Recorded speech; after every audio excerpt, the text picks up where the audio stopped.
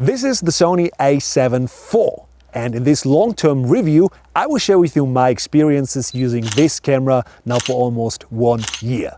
What I like and what I don't like, you will learn in this video.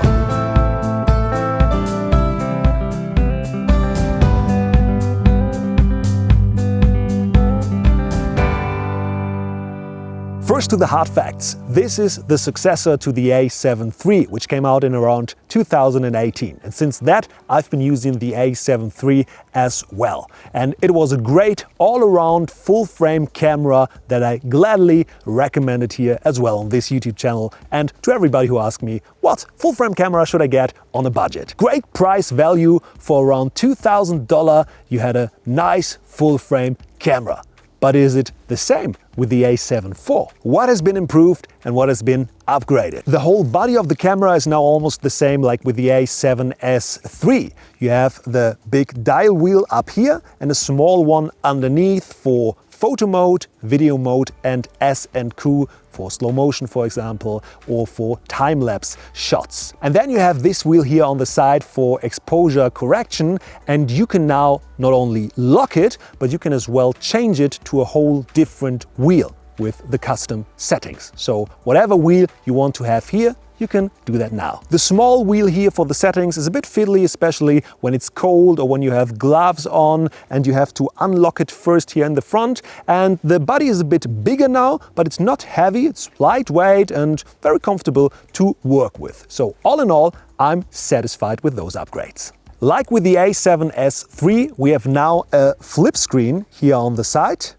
And it's actually almost the same flip screen like Canon had 12 years ago in their entry-level cameras. And today, honestly, I have to say, I don't like that flip screen too much. Why? Because if you work with an L mount like I do now, you are very limited in space and also in tilting. It's not that much of fun to work with that flip screen. And even if you don't work with an L mount, when you want to do video and put in an HDMI cable or maybe a microphone, headphones or something else, then always the flip screen is totally in the way where the cables are. So it's not possible to really put it all the way out. And also you always shoot to the side a little bit because the flip screen is on the side. So when you want to shoot straight, you always have to look to the side.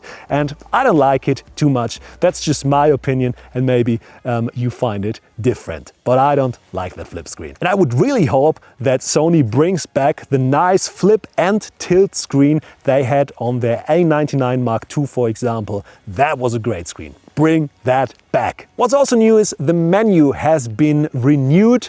It still looks like teletext from a TV, but now with touch functions and everything.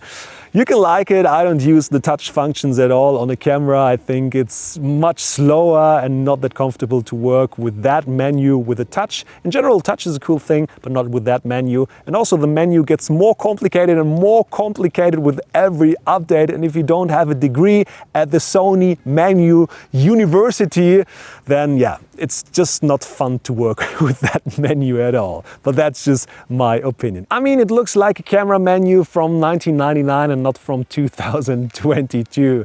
And all those short versions of words, you really have to encrypt them to understand what they actually mean. AF frame move amt.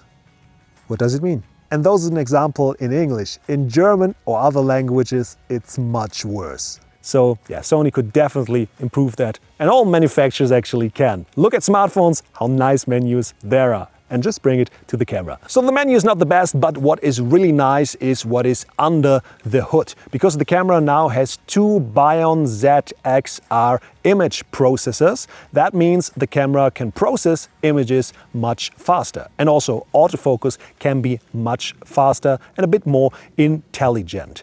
For continuous shooting, for example, you can now shoot 800 RAW and JPEG images in a row. But what you have to know, it's only possible to shoot 10 frames per second burst mode. So that's not super fast compared to other cameras, but still the whole buffering and the whole image processing is now much faster because of the 2 processors. The full frame sensor has now 33 megapixels, which is quite an update to 24 megapixels. And the image quality is very good. It makes it a lot of fun to photograph. So all in all, a great update. The viewfinder now is also bigger and has a higher resolution, and it's really fun to work with it. But what's not so fun after 1 year of shooting with it, and especially in the first weeks, is that all images look a little soft. So kind of blurry, and when I first used the camera I was not quite sure if everything is in focus or if I just focused wrong, and you really have to trust in yourself and your skills and in the skills of the camera with autofocus, for example, to then realize, yeah, everything's in focus, but it looks slightly soft, slightly blurry in the viewfinder. And I don't mean the numbers and everything, that is all clear and crisp and sharp, but the image itself, after you took it with all those informations, slightly blurry. I don't know what it is. What they also improved is that little joystick, that little button on the back where you can set your focus in different areas of the image. And it's a lot of fun to work with that, to set your focus to different areas. It has a better grip now, it has a better usability, and all in all, it's a great upgrade. The autofocus, as mentioned before, has been improved due to the 2 new image processors, and it can now choose between human eye autofocus detection, animal eye autofocus detection, and also bird eye autofocus detection. That is crazy. And also the whole tracking when you film, for example, when you press the record button, has been improved. And all in all, the autofocus is much better than with the A7 III, and also was very good with the A7 III, but still, it's an upgrade and it's nice. Before we go on with the video settings of the camera, quick promo. Do you know the 5-day deal? For 5 days you can get tons of different video courses about photography by international photographers worth several $1,000s, starting for just under $100. Not only you save a lot, part of the profits also go to charity. I put in my course, Learn Landscape Photography, we filmed in beautiful Norway a couple years back. Also many other photographers gave their courses like Matt Granger, Mats Peter Iversen or Peter Hurley. Check out all the courses in this year's bundle and invest in your photography skills. Just click the link in the video description. But only valid for 3 more days, so better be quick. Let's get it on with the video features of the camera. It now has, just like the A7S III, the S-Cinetone picture profile. It's a flat picture profile and not as flat as, for example, S-Log, but still a flat profile with a bit more color. So very beautiful, and usually it's in big cinema cameras by Sony, but now in the A7S III and as well in this beautiful camera here. You can shoot in 4K 30 frames, and you can shoot as well in 4K 60 frames. But there's a catch. You can only shoot in 60 frames 4K with a crop factor.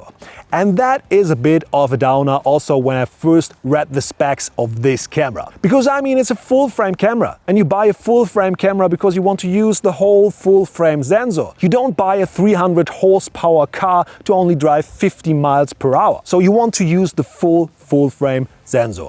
But yeah, it's only possible in APS-C. For people that don't understand the whole crop situation, it means when you shoot stills and have that typical look you want to achieve, maybe at 85mm, 105mm or something like that, you have a nice blurry background, you have a nice frame set, and then you hit the record button at 4K 60 frames. You're cropped in, you're much closer than, you have to get a few steps back to get the same angle, the same shot. And that can be annoying. It can be even an advantage with wildlife photography, but then again you have the APS-C simulation like you had on all the Sony cameras. You can just turn it on, then you are cropped in on purpose, but you can turn it off as well. But here it's not possible to turn it off, so yeah, you are kind of limited. And you can't tell me that it's not possible with the 2 image processors to just get 4K 60 frames with a full readout. I can't imagine that. So thumbs down for that. But maybe it's no problem for you, but you have to be aware of that. Overheating, I had no issues so far. There was kind of a problem with the A7 III,